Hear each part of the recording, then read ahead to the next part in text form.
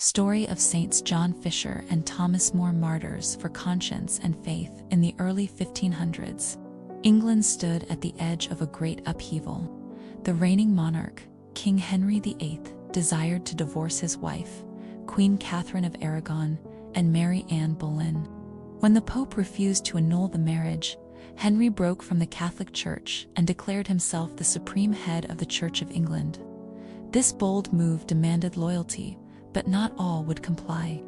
Among those who stood firm in their faith and conscience were St. John Fisher and St. Thomas More, two brilliant, devout men who loved God more than the king's favor or even their own lives.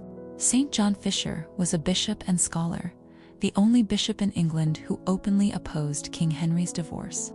A man of deep prayer and learning, Fisher was revered across Europe. He spoke out boldly against the king's claims to spiritual authority and refused to recognize him as head of the church.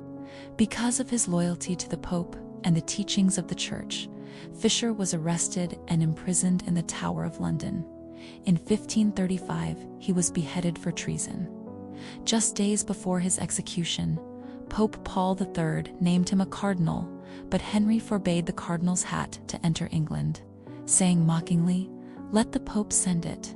Fisher shall have no head to wear it."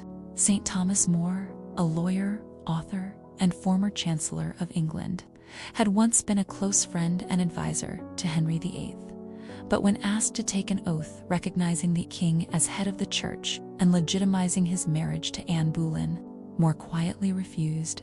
He resigned from public office and tried to live in peace, but the king demanded full allegiance.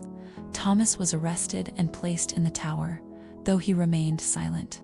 Refusing to speak against the king, his refusal to swear the oath was taken as treason. Before his death, he declared, "I die the king's good servant, but God's first." He was beheaded on July 6, 1535. Though different in role, one a bishop, the other a layman, they were united in faith, integrity, and courage. Their martyrdom became a shining example of standing for truth even when the cost is great. Saints John Fisher and Thomas More were canonized together by Pope Pius XI. In 1935, 400 years after their deaths.